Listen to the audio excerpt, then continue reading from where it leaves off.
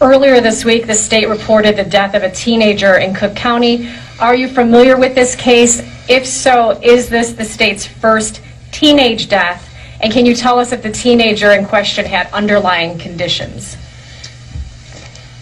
Okay, we're going to get a definition now of how you can determine whether or not someone died with COVID. Very simple.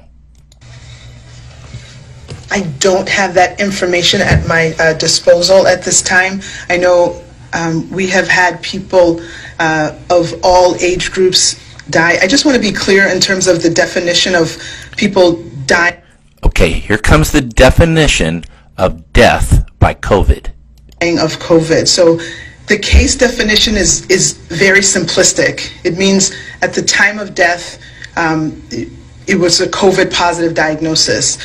That means no matter how you die, as long as you were positive for COVID when you died, you are a COVID death. Even if you got in a car wreck or you fell off a cliff, for whatever reason that you died, as long as you had COVID, it's counted as a COVID death. Listen.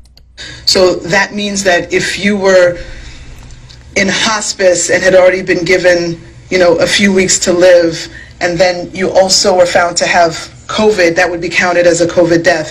There it was. Okay. She's going to make it more simple for us. Means that if technically, even if you died of a clear alternate cause, but you had COVID at the same time, it's still listed as a COVID death.